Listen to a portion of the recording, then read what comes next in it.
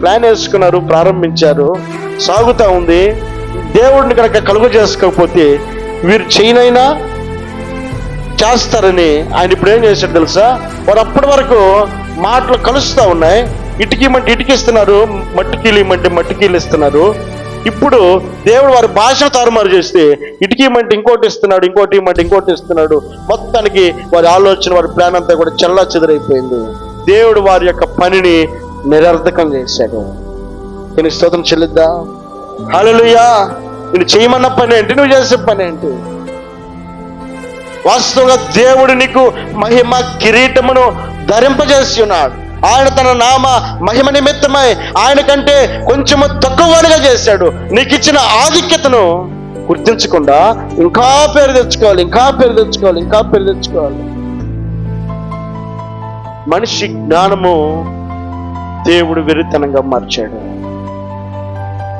ఈ మధ్యాహ్న కాల సమయంలో దేవుడు జ్ఞాపకం చేస్తారు, మన ఆలోచనలు ఏవైనప్పటికీ అది దేవుని మహిమకరంగా ఉందా, దేవునికి ఇష్టంగా ఉందా, దేవునికి నచ్చేటట్లుగా ఉందా? మనం చేసే ప్రతి పని, ప్రతి తలంపు అది మనకు పేరు తెచ్చేదిగా ఉందా, లేకపోతే మన ద్వారా దేవునికి మహిమ తెచ్చే వారంగా మనం జీవించగలుగుతా ఉన్నామా? ఈ ప్రశ్న మనలో ఉంటే మనం జాగ్రత్తగా ప్రయాణించగలుగుతాం. ఈ ప్రశ్న లేకపోతే ఇష్టానుసారంగా ప్రయాణం చేస్తాం. ఈ మధ్య అమెరికా అనబడేటువంటి ప్రాంతంలో లాస్ ఏంజల్ అనబడేటువంటి ఒక పట్టణంలో, ఇది ప్రపంచంలోనే ఉన్నత స్థాయి వర్గంలో అన్ని కూడా కలిగినటువంటి 4వ పట్టణంగా పేరు పొందింది. ప్రపంచంలోనే ఉన్నత వర్గానికి చెందినటువంటి పట్టణాల్లో డెవలప్మెంట్లో అన్ని విషయాల్లో కూడా 4వ స్థానంలో ఉంది. అక్కడ ఉన్నటువంటి ప్రజలందరూ కూడా ఆయా ప్రాంతాల నుంచి వచ్చి అక్కడ కూడుకున్నారు. అందరిది కూడా ఒకే దేశం కాదు, ఒకే ప్రాంతం కాదు, ఆయా ప్రదేశాల నుండి, ఆయా స్థలాల నుండి ఒకే చోట కూడుకున్నారు. ఆ కూడుకున్న వారందరూ కూడా దేవుడి ఎరగని వారు. ఎరగని వారు అంటే దేవుడు లేడు అనేటువంటి వారు, మూర్ఖంగా మాట్లాడేవారు. అక్కడ చేరిన గుంపంతా కూడా ఎవరనంటే అసలు దేవుడే లేడు అనేటువంటి స్వభావం కలిగిన వారు కూడుకొని ఒకానొక రోజున హాలీవుడ్లో ఉన్నటువంటి ప్రముఖులందరూ కూడా, సినీ హీరోలందరూ కూడా, హీరోయిన్లందరూ కూడా, గొప్ప పేరు సంపాదించిన వారు, ధనికులు, వ్యాపారస్తులు, గొప్పవారు అందరూ కూడా మిళితమై వరల్డ్ అండ్ గ్లోబ్ అనబడేటువంటి ఒక మీటింగ్ పెట్టుకొని అక్కడ వారందరూ కూర్చొని ఎంజాయ్ చేస్తున్నారు, ఆనందిస్తున్నారు, సంతోషిస్తున్నారు. ఈ సంతోషంలో వారందరినీ కూడా దేవునికి ఇచ్చే స్థానం గురించి వారిని అడిగితే ఒక్కరు కూడా ఈ సృష్టికర్త అనే వ్యక్తి ఎవరు లేరు అని వారు మాట్లాడుతున్నారు. మేమే దేవుళ్ళమి, ఇక మాకు దేవుడు ఎవరు? ఇది వారి ఆలోచన. అంటే వీరు నలుగురికి పరిచయం అయ్యేసరికి, వీరు నలుగురిలో గొప్పవారిగా మారేసరికి, ఈ గొప్ప వాళ్ళంతా ఒక చోట చేరేసరికి మేమే దేవుళ్ళమే అని అంటున్నారు. ఇది ఎలా సాధ్యం? ఆల్రెడీ సృష్టికర్త దేవుడు పైన నుంచి వస్తున్నాడే, ఈ గ్రహింపు వారు కలిగి ఉండాలి కదా.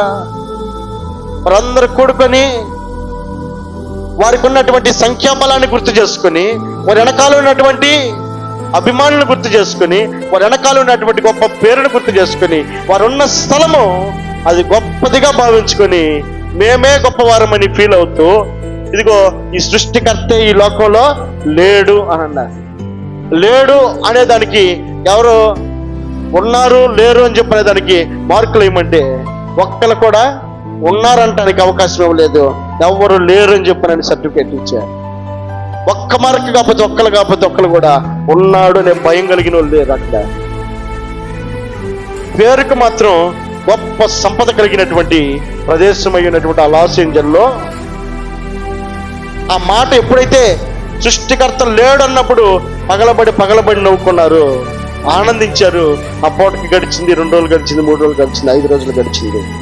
5వ రోజున వారెవ్వరికి తెలియకుండా ఒక నిప్పు రవ్వ ఆ ప్రపంచానికి తాకి, ఆ నిప్పు రవ్వ ద్వారా అక్కడ ఉన్నటువంటి ఆ ప్రదేశం అంతా కూడా కాలి బూడిదైపోయింది.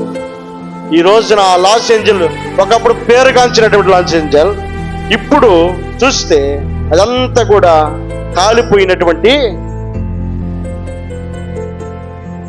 పరిస్థితి కనబడతావా? ఏమీ లేదు, కట్టుబట్టలతో బయటకు వచ్చా. టీవీలో ఒక ఛానల్లో వేసినటువంటి టైటిల్ ఏంటంటే బెంజి కారు నుండి గెంజికి దిగిపోయినటువంటి వ్యక్తులు. ఒకప్పుడు బెంజి కారులో తిరిగిన వాళ్ళే ఇప్పుడు గెంజి తాగడానికి కూడా అవకాశాలు కూడా చెట్ల కింద పుట్ల కింద బతుకుతున్నారంట. పేరు పొందినటువంటి గనులు వాళ్ళు, దేవుడు లేడని నిర్మోహమాటంగా చెప్పిన వాళ్ళు, వారి గొప్పతనాన్ని ఆధారం చేసుకుని, వారి జ్ఞానాన్ని ఆధారం చేసుకుని, వారి పేరు ప్రతిష్టలను ఆధారం చేసుకుని, వారికి ఉన్నటువంటి సంపదను ఆధారం చేసుకుని, వారు నివసిస్తున్న స్థలాన్ని ఆధారం చేసుకుని గర్వించినటువంటి ఈ గొప్పవారు ఘనహీనులుగా మిగిలిపోయారు.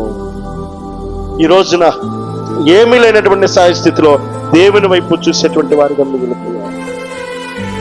ఇది మన కనబడుతున్నటువంటి సత్యం. ఇది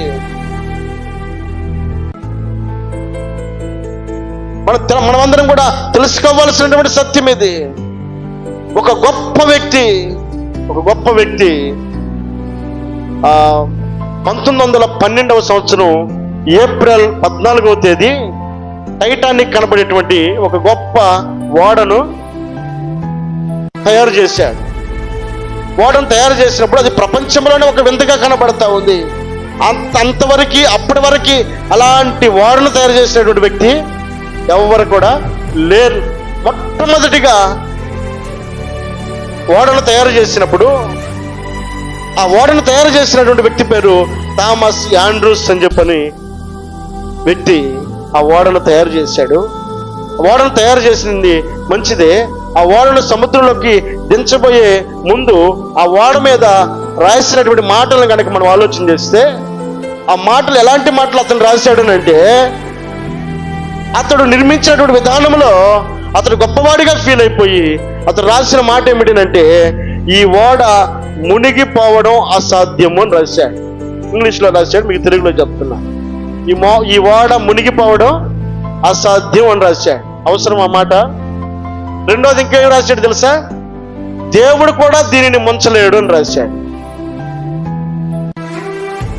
ప్రపంచంలోనే ఒక అద్భుతమైనటువంటి ఓడను తయారు చేసినటువంటి థామస్ యాండ్రూస్ అనబడేటువంటి వ్యక్తి ఈ టైటానిక్ ఓడను నిర్మించాడు. మంచిదే, దేవా నువ్వు ఇచ్చిన జ్ఞానమును బట్టయ్యా అని చెప్పాలని దేవునికి స్తోత్రం చెల్లించాలి కదా. ఏమంటాడు? ఈ ఓడను ఎవ్వరు ముంచలేరు, దేవుడు కూడా ఈ ఓడను ముంచలేడు అని రాశాడు. మితిమీరి అంత జ్ఞానంతో ప్రవర్తిస్తా ఉన్నప్పుడు, నా నామ మహిమ నిమిత్తమై నేను నన్ను సృజించి నాకంటే కొంచెం తక్కువనిగా చేసి వీరికి అంత జ్ఞానాన్ని నేను ఇస్తే